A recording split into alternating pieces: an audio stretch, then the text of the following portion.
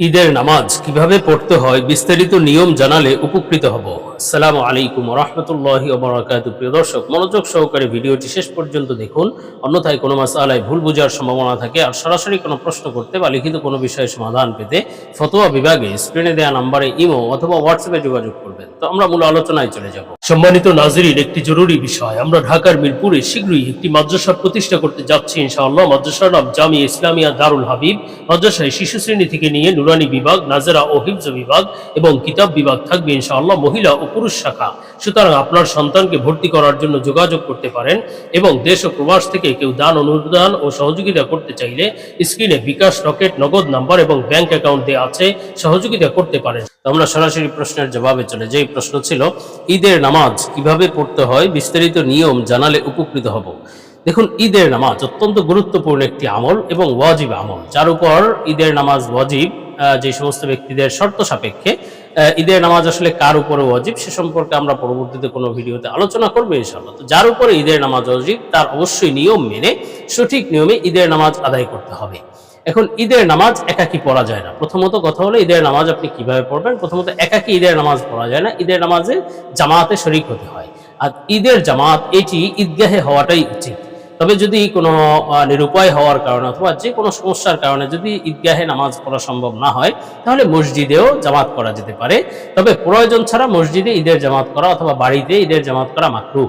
ঈদগাহে জামাত করাটাই উচিত এবং সুন্নাত। তো ঈদের নামাজ বোঝা গেল যে আমরা ঈদগাহে যাব, ঈদগাহে পড়ার চেষ্টা করব।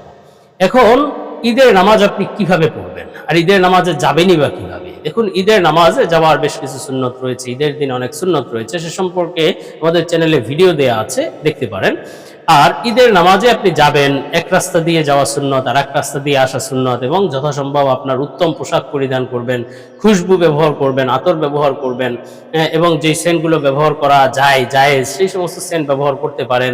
তেমনিভাবে ঈদুল ফিতরে কোনো কিছু মিষ্টি মুখ করে যাওয়া, ঈদগাহে যাওয়া, এটি মুস্তাহাব আমল।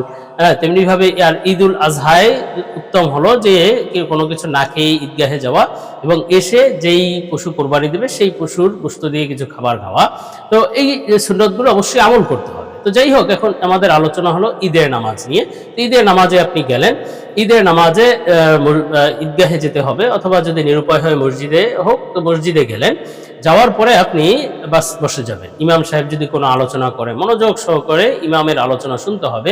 কেননা আলেম ওলামায়ে কেরাম, হাদিসের মধ্যে আছে, তুমি কুন আলিমান আও মুতাআল্লিমান আও মুস্তামিআন, তুমি আও মুহিব্বান ওয়ালা তাকুন খামিসান ফাতাহলাকু। অর্থাৎ তুমি হয়তো নিজে আলেম হও, অথবা তুমি আলেমকে মহব্বতকারী হও, অথবা আলেমের কথা শ্রবণকারী হও। তুমি আলেম, আপনি কোনো জায়গায় গেলেন, আলেম কোনো কথা বলছে, তো অমনোযোগী না হওয়া উচিত, মনোযোগ সহকারে শুনতে হবে।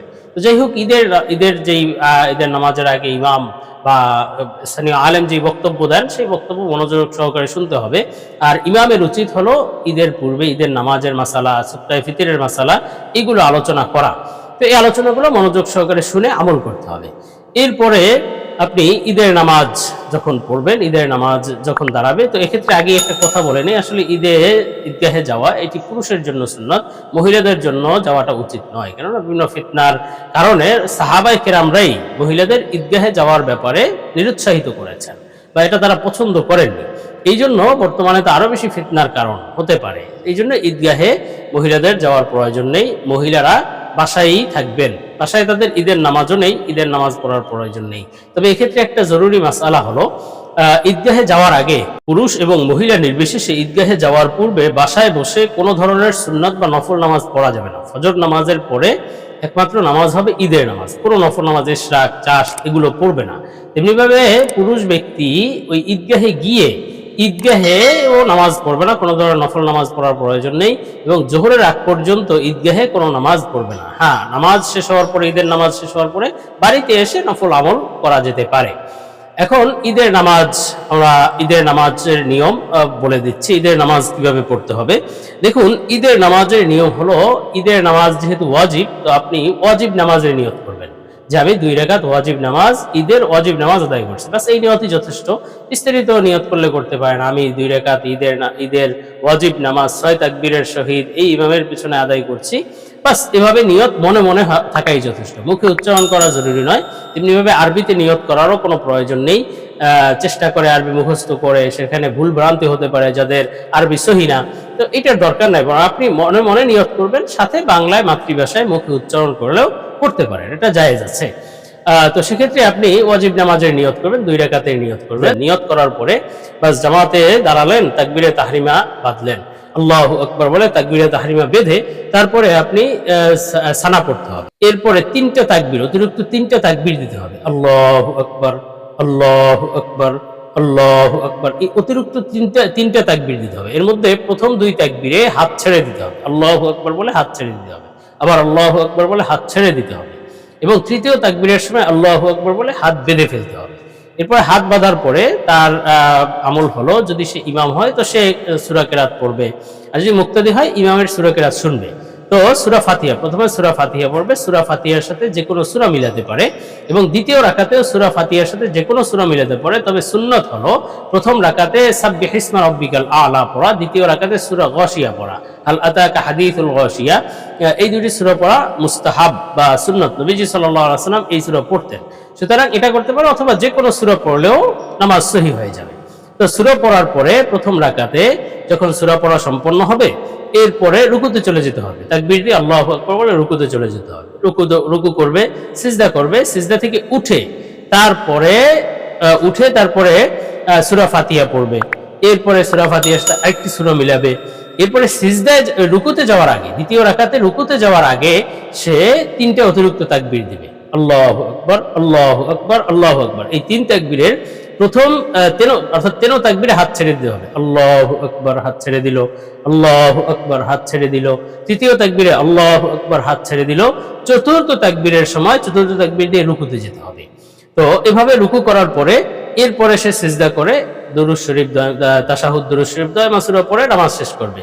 তো ইমাম হলে এই আমলগুলো সে উচ্চস্বরে কিরাত পড়বে, সূরা ফাতিহার সাথে অন্য যে কোনো সূরা। মুক্তাদি হলে ইমাম যেই সূরাগুলো পড়ে কিরাত করে সেটা মুক্তাদি শুনবে মনোযোগ সহকারে, এবং সে নিজে কোনো পড়বে না। তবে তাশাহুদ, দুরূদ শরীফ, দোয়া মাসুরা, রুকু, সিজদার তাসবিহ এগুলো তো অবশ্যই পড়তে হবে, ওঠা নামার তাকবীর এগুলো পড়তে হবে, রব্বানা লাকাল হামদ পড়তে হবে। তো এই আমলগুলো অন্যান্য নামাজের মতোই, শুধুমাত্র পার্থক্য হলো ঈদের নামাজে অতিরিক্ত 6টা তাকবীর দিতে হয়। তো ইমাম যেমন নাকি অতিরিক্ত 6টা তাকবীর দিবে, মুক্তাদিরাও অতিরিক্ত 6টা তাকবীর দিবে। আল্লাহু আকবার যখন ইমাম বলবে, মুক্তাদিও হাত উঠানোর সময় আল্লাহু আকবার বলে তাকবীর দিবে। তো এভাবে ঈদের নামাজ শেষ করবে। ঈদের নামাজ শেষ করার পরে সাথে সাথে উঠে যাওয়া যাবে না, বরং ইমামের জন্য উচিত হলো 2টা খুতবা দেওয়া সুন্নাত, আর মুক্তাদির জন্য সেই খুতবা শ্রবণ করা ওয়াজিব। এজন্য অবশ্যই খুতবা মনোযোগ সহকারে শ্রবণ করতে হবে। তো এক্ষেত্রে খুতবার ক্ষেত্রে একটা গুরুত্বপূর্ণ বিষয় হলো যে খুতবার মধ্যে, ঈদের খুতবার মধ্যে ইমাম সাহেব তাকবীরে তাশরিক করেন, আল্লাহু আকবার, আল্লাহু আকবার, লা ইলাহা ইল্লাল্লাহু, আল্লাহু আকবার, আল্লাহু আকবার, লিল্লাহিল হামদ। তো যখন ইমাম সাহেব তাকবীরে তাশরিক করেন খুতবায়, তখন দেখা যায় মুক্তাদিরাও, মুসল্লিরাও অনেকে এর সাথে ইমামের সাথে জোরে জোরে পড়া শুরু করে। এটা উচিত নয়। আপনি ওই তাকবীরগুলো শ্রবণ করুন, আপনার পড়ার দরকার নেই। মুসল্লিরা পড়তে পারবে না, ইমাম সাহেব পড়বে, মুসল্লিরা মনোযোগ সহকারে শুনবে, বাস এটা হলো মুসল্লিদের আমল, নিজে ইমামের সাথে পড়া যাবে না। এরপরে যখন খুতবা শেষ হবে, বাস আপনাদের নামাজ শেষ। এরপরে মোনাজাত কে মনে করা হয় যে ঈদের জন্য জরুরি, এটাও জরুরি না, কেউ জরুরি মনে করলে এটা বিদআত হবে। এই সমস্ত আমল আসলে কোনো ঐক্যবদ্ধ আমল হওয়ার মতো নয়। বাস আপনার খুতবা শেষ, তো ঈদের নামাজের করণীয় শেষ হয়ে গিয়েছে। এরপরে আপনি যদি কিছু করেন, নিজে থেকে কিছু আমল করেন, কিছু মোনাজাত করেন, দোয়া করেন, সেটা আপনার জন্য জায়েজ হবে। তবে এটা নিয়ে বাড়াবাড়ি করা অথবা এটাকে জরুরি মনে করা থেকে বিরত থাকতে হবে।